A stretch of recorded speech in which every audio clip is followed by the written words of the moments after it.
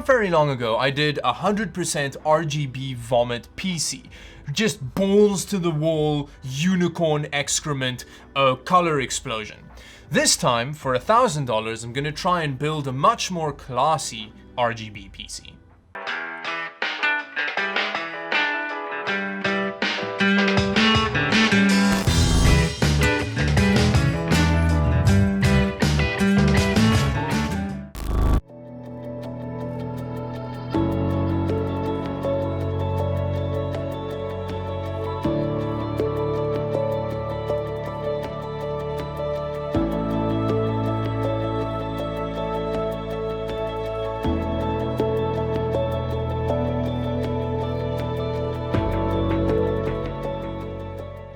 For today's build, we're gonna have to really use our imaginations to reach that $1,000 budget that I so proudly state in the title of this video, because, well, some stuff went wrong and I had to change out a couple of components, and it means that it's more expensive than the title would suggest. Now I know that means that I am technically clickbaiting this title, but it's not gonna affect the performance. So with that, I think we can actually discuss what components we have in this PC. Now, I went with an Intel build because I felt like building an Intel PC, and I also have an NVIDIA graphics card in there for the first time in a very long time.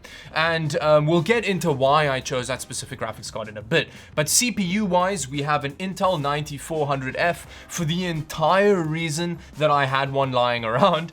They actually recently did a price drop on that CPU, which means it's a bit more compelling, but still, you can get an AMD 2600X for the exact same amount, and then you're getting like twice the amount of threads because of hyper-threading. So that's definitely the better choice in my opinion. But you know, you can buy a 9400F if all you want is Intel. The motherboard that I'm using in this build is actually an NZXT Z390N7, which is a pretty good motherboard. I really enjoy it, but it doesn't fit this budget at all. It doesn't make any sense to use that motherboard with a 9400F. But the reason that I used it is because I had a very basic Gigabyte Z390 board, and I may have broken it. I'm not gonna get into a lot of details around how I broke it, but it doesn't work anymore, okay? So for the budget, to hit the $1,000 budget, I'm actually using an ASRock B365 motherboard. So I'll have that linked in the description below, and I'll show it over here. As far as RAM goes, we've got 16 gigs of Team Group RAM. It runs at 3200 megahertz, and it's a really nice kit. It matches the aesthetic of the build as well. Now, the graphics card is probably going to be a bit controversial because I'm going with an RTX 2060 from NVIDIA. Now, I know, the new Navi graphics cards are much better value for money when it comes to raw performance per dollar. The RX 5700 costs the same as this RTX 2060, and it does perform a lot better. But there are two main, just general advantages that NVIDIA graphics cards have over AMD graphics cards. And then another reason that I took the this specific RTX 2060 is because I got it for the equivalent of $280, which is a pretty good deal in my opinion.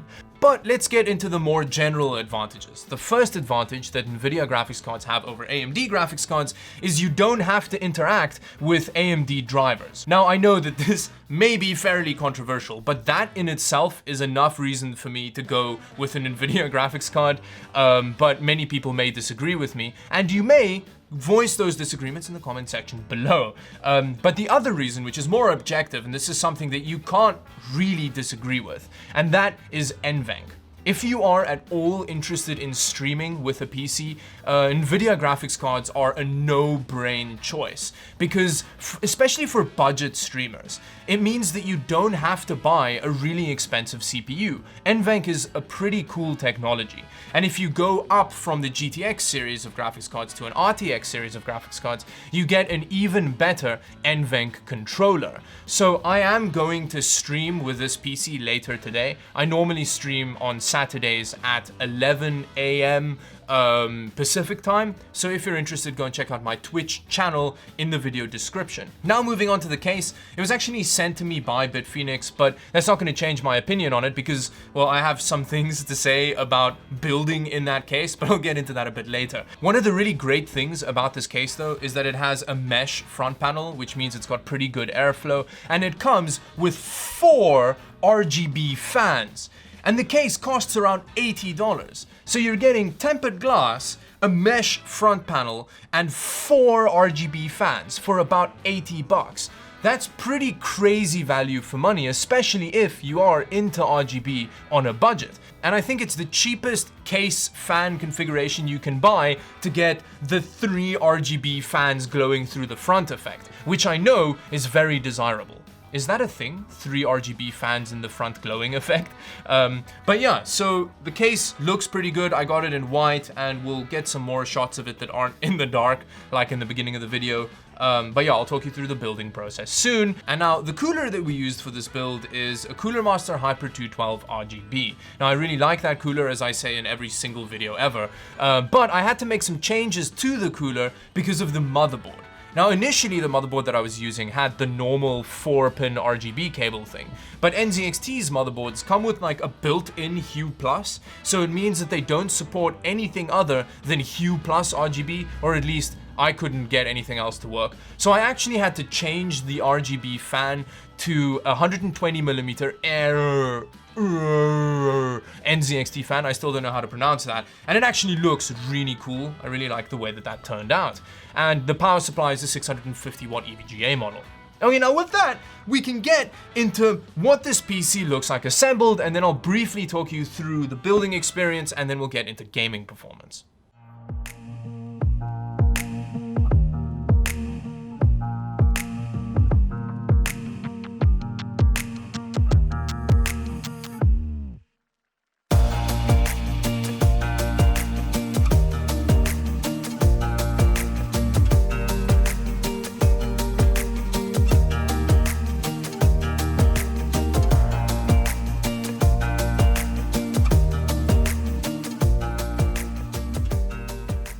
Now this case does look pretty good for the money. One problem with it is that there is a black rim around the actual tempered glass, which doesn't look good on a white case. And one of the things that makes it even more irritating is that that black boundary isn't on the actual glass itself. It's the anti-vibration pad on the case.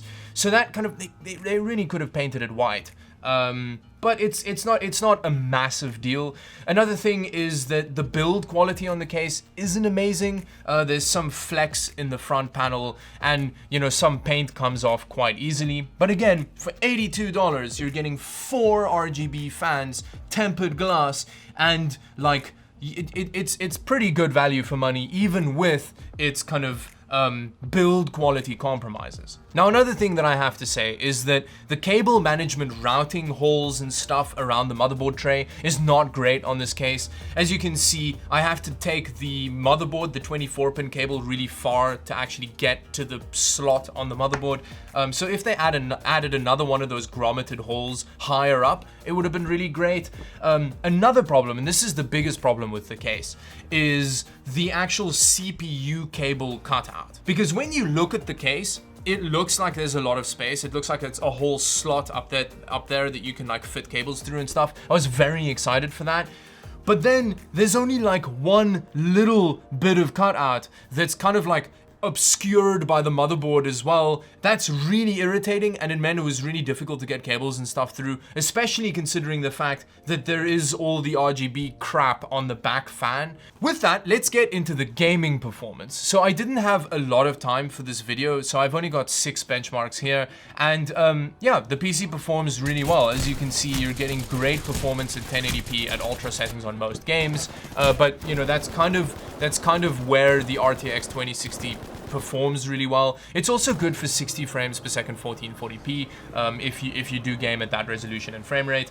Now again, if you have to pay $350 for the RTX 2060, I wouldn't pay that much for it unless you are very much into streaming. Otherwise, I'd probably go for an RX 5700. However, like I said earlier, I did get it for $280, and at that price, in my opinion, it's a very compelling graphics card. Now, in conclusion, I think this is a very nice looking RGB build for $1,000. Considering what components are used in this PC, it means that you don't have to spend a huge amount extra on like higher end RGB stuff. And yeah, it does show like the case doesn't have the best build quality and the fans aren't software controlled. You have to use like a button, and it is really like I kind of hate cable managing RGB because it always adds like another 100% of complexity to a build. But again, you pay for ease of use, and honestly, that NZXT RGB build that I did before wasn't significantly easier to use than this one. It just does have 100% software control, which is way better than the little controller that you just cycle through settings with the Bitphoenix Alchemy stuff. But yeah, for the budget, like I think it's pretty good looking RGB, and the actual PC performs really well. And with that, thank you very much for watching. If you like this, what feels like a fairly disjointed video, do like and subscribe to the channel for more videos like this one. Check out my Twitch stream. I'll be streaming later today, and follow me on Instagram and Twitter, and there's a Discord server. And until the next video, thank you for watching. Bye-bye.